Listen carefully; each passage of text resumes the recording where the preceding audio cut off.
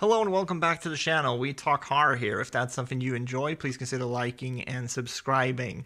Today, I am starting a new series here on the channel, just talking about underrated modern horror films or hidden gem horror films. You can use the chapter marks if you want to skip ahead. This is part one of a series that I'm planning on doing, so there's going to be more of these videos. I'll put them all in a playlist. Let's get into it. Super Dark Times might not be as hidden as I thought it was, because when I looked it up, it had a bit more votes on Letterboxd and IMDb than I thought it would have. But nevertheless, it's a coming-of-age thriller that's very reminiscent of films like Mean Creek or Bully. But unlike those films, this one has more of a horror edge to it. It's about these two boys in high school who have been best friends since they were very, very young. In the beginning of the movie, they are with two other boys, and something very tragic but preventable happens, an accident of sorts. And because of the circumstances around this, they make a pact not to tell anyone anything and just kind of continue living their lives like nothing happened. It never fully turns into a I know what you did last summer situation, but there's a lot of paranoia, and it does get a little gorier than you might expect it to. I think that's a really cool mix with the whole kids on bikes aesthetic the movie has. It also makes it a bit more sinister in a way, because the setting seems so idyllic and safe. It never goes too far off the rails, which could have made the movie a little silly. Where the movie goes, they definitely could have made it more of like a straight slasher, but there really only are a couple of scenes of violence here, which honestly makes them more impactful. I also like how this movie explores young male friendship and how incredibly toxic those relationships can be. It definitely made me think back to the friend group that I had growing up and how peer pressure was a key component to that group dynamic. I think it's like that for a lot of teenagers. I wanted to give this movie a spot on the list because this is one that I think about every couple of months or so. I know it's easily compared to other films, but there's something about the rawness of this movie that has always stuck with me. It's not the easiest watch, but I think if you're down to watch something that's kind of disturbing, this is a really good one. Significant Other came out in 2022 on Paramount Plus, but I didn't watch it until last year when I got the service to watch the second season of Yellow Jackets. The promotion material for this movie is all incredibly vague when it comes to the plot, so I'm gonna try to be as vague as possible here, because I obviously don't want to spoil anything. It's about a couple who are out hiking in the Pacific Northwest, and you quickly realize that their relationship is kind of on their last legs. I say kind of because it's clear that they have a lot of love for each other, but their communication isn't really the best. It's a little hard to watch, not because they're annoying or anything like that, it's just a little sad. They end up getting separated for a little bit, and that's when the movie starts taking some wild turns. I fully expected where this movie was going to go in terms of its plot, but I did not expect its tonal shifts. Maika Monroe and Jake Lacy are both great here as they start to mistrust each other, and they even mistrust their own sanities. A big plot point here is that Maika Monroe's character suffers from anxiety, and that's actually where a lot of the strife in their relationship is coming from, because her boyfriend is not really the most understanding when it comes to that stuff, and the way that theme kind of comes back around again and again throughout the film I thought was really clever, even though the movie makes these kind of big tonal shifts. The film definitely takes you for a ride because the last 30 minutes here get pretty absurd and funny in a way that I was not expecting, but then they bring it back around for the ending, and that's where it goes back to a little more serious tone. I could definitely see some viewers being thrown off by the tonal shifts here, but if you're willing to go for it, I think there's some really unique ideas here. Most Beautiful Island has stuck with me over the years. It's an 80-minute movie set in New York made on a very small budget. We follow an immigrant who's working a bunch of odd jobs just to kind of make ends meet. Her friend tells her about this modeling gig that pays very well for only a night's work. Right from the get-go, I mean, it sounds super sketchy, but she really needs the money, and she trusts her friend that, she's not going to get into anything too crazy. The movie is split into two parts, I would say, where the first 40 minutes are about getting to know the characters, and then the second half becomes a psychological horror chamber piece. Basically, when she shows up to this modeling gig, that's when, the nightmare starts, so to speak. This is definitely a movie where the ideas and implications are a lot scarier than what we are actually shown on screen. In some ways, this feels like a throwback to how his 70s and 80s movies depicted New York. I also think the movie's DIY aesthetic adds to these elements. It makes New York feel a lot more dirty than what we're used to in modern cinema. Also, before we move on, I want to say that you maybe shouldn't go into this film expecting there to be some big reveal or twist at the end. We see everything from this one woman's perspective, who is thrown into this world overnight. So because she is kept in the dark, so is the audience. And that's where a lot of the horror comes from. We Are Still Here is heavily inspired by Lucio Fulci's House by the Cemetery, and was honestly pretty beloved by horror fans when it released back in 2015. There's a part of me that didn't want to include it on this list because of that, but I feel like time hasn't been very kind to this movie. Not because it aged poorly, but because horror has gone in such an opposite direction since then. I feel like these types of throwback or homage films grew out of fashion with the rise of quote-unquote elevated horror. That's not to say there aren't homages in current-day horror films. Obviously, something like Ty West's X draws a lot from the Texas Chainsaw Massacre, but that's not the only thing it does. And I'm not saying all of this to undermine We Are Still Here. I love this film, but I have to admit that it's rough around the edges because of its small budget. But honestly, the Fulci films that inspired it are also rough around the edges, so it really fits with what they're going for. The movie is about an older couple who recently lost their son in a car accident. At the start of the movie, they relocate to a house in New England, and then they very quickly began to feel a presence within their house. The woman, played by Barbara Crampton, suspects it's their son reaching out to them, but of course something much more sinister is at play. If you're not familiar with the inspirations for this film, you might expect a fairly standard haunted house film from that description, and in the beginning, that's honestly how it plays out. Then it shifts as more characters are introduced, and the whole house gets covered in blood. There is some rough acting from some of the supporting characters, and every once in a while a shot or two will look a little cheap, but the last half hour of this movie fucking rips. It really manages to capture that surreal, dreamlike quality that a lot of Italian horror had, while still telling a pretty comprehensive story. And I quite like that it takes this really violent turn at the end. 2LDK is a Japanese movie about two aspiring actresses living together in Tokyo.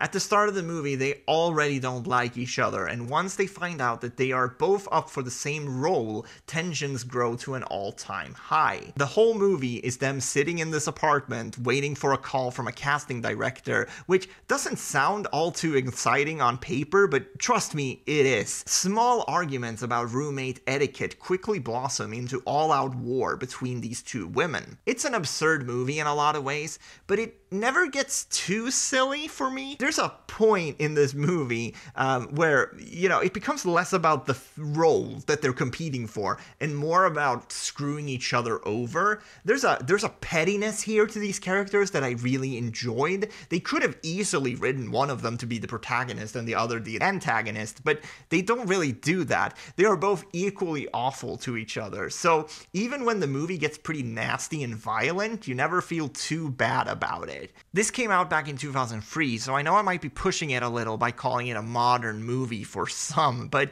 to me it doesn't feel like a classic movie either. Like, you could remake this movie exactly as it is right now and just make the characters have smartphones instead of Nokias or whatever, and nothing would feel out of place. Anyways, I highly recommend this one if you want a good one-location horror film that goes in some crazy directions. I wanted to pair up 2LDK with Always Shine, since they're quite similar in setup, but way different in execution. This has elements of Mulholland Drive and Ingmar Bergman's Persona, so it might be more of a psychological thriller. It's about these two women, both actresses, and longtime acquaintances, on vacation together to sort of rekindle their friendship. Their names are Beth and Anna, and you quickly realize that Beth is much further along in her career than Anna is. I don't want to make it seem like the whole movie is just about jealousy, because it's way smarter than that, honestly, but every interaction between Beth and Anna is sullied by the discrepancy in their success. There is clearly something here that they need to talk about, but they don't. Instead, it becomes a pressure cooker situation where everything eventually explodes into this chaotic mess of events that I, of course, don't want to spoil for you. The strength here really lies within the characters and seeing how their relationship evolves throughout the film. It's really engaging. When I talked about Super Dark Times, I mentioned how that film explores toxic male friendship, and there's kind of a similar thing happening here, but with female friendship. If you've seen other films like this one, you probably won't be too surprised where it ends up, but I think it's still worth going on that journey. It's really well done. The writer of this film also went on to write Black Bear, starring Aubrey Plaza, which isn't a horror movie, but it has some similar themes to this film, and it's super good as well. Wolf Creek 2 was a strange movie when it released, and it's even stranger now, 10 years afterwards. The first Wolf Creek gets lumped in with the really torture-heavy movies that came out around that same time, but in reality, it's a fairly grounded movie. Wolf Creek 2 goes in the complete opposite direction, and it's just this really fun, kind of silly slasher movie. Over time, I feel like this one has been forgotten about because they later rebooted Wolf Creek as a television series, and it went back to the more serious, dark tone of the original. So Wolf Creek 2 kind of sits in the middle of this franchise as its own thing. It's very campy and over the top, but I think the filmmakers here realized something very smart, that they had to make Mick, the killer here, a main character in this one. He has such a captivating presence in the original, even though he's used very sparsely in that one. Fans wanted to see Mick on screen again, and they really delivered with Wolf Creek 2. There's a lot of Mick Taylor in this film. As long as you're going into this not expecting the same tone as the original, I think you're gonna have a lot of fun. Horror in the High Desert is a found footage mockumentary that might be a little hard for me to sell you on, because I know there's been a lot of these types of movies,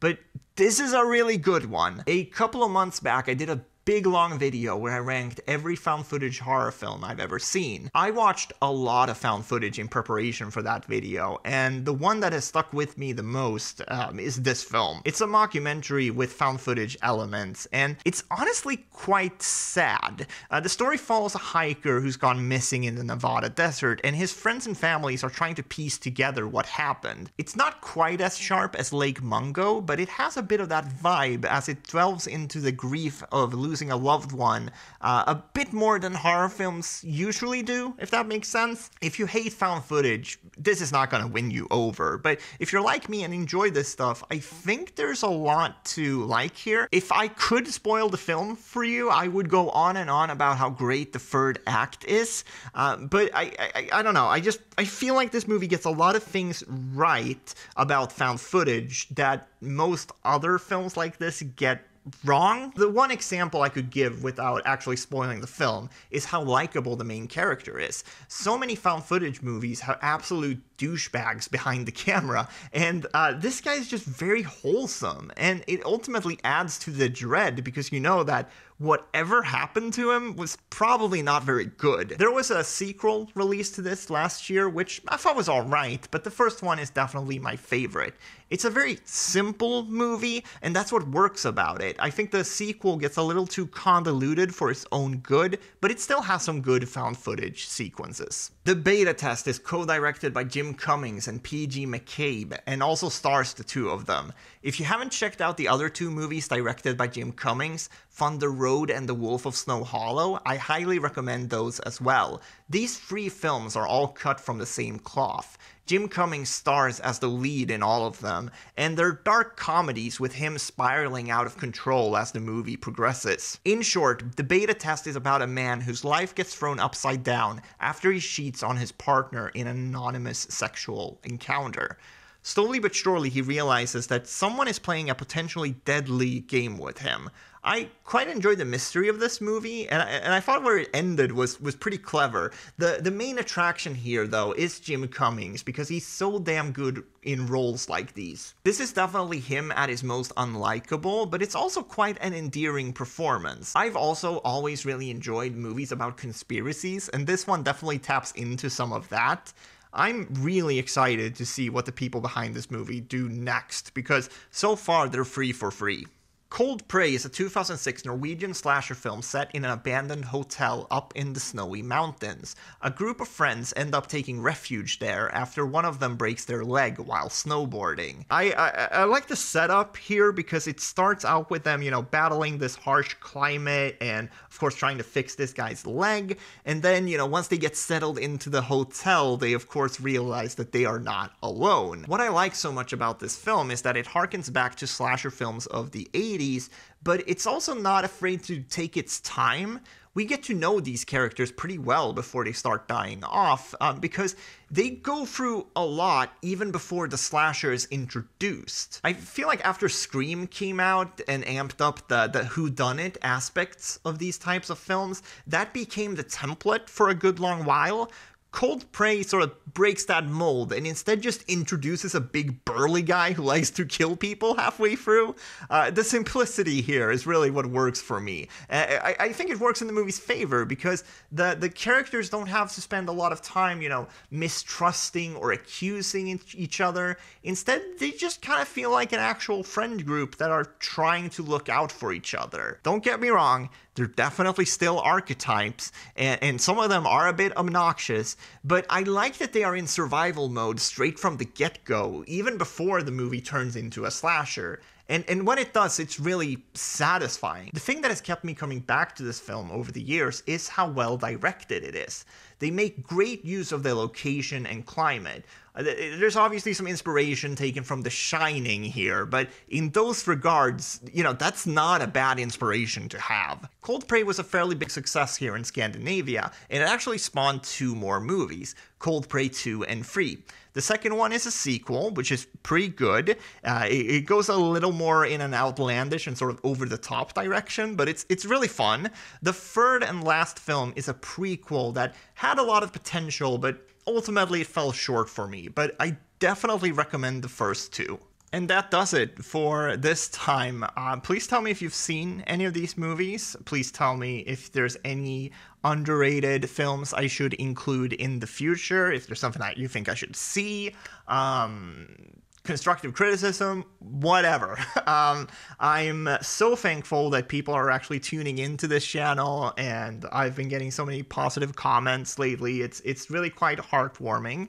There's going to be more of these videos. I enjoy this format. I enjoy recommending films. And obviously, not every film here is going to be super obscure, but I think most people understand what I'm trying to go for with these lists. Thanks for watching. I'll see you guys next time.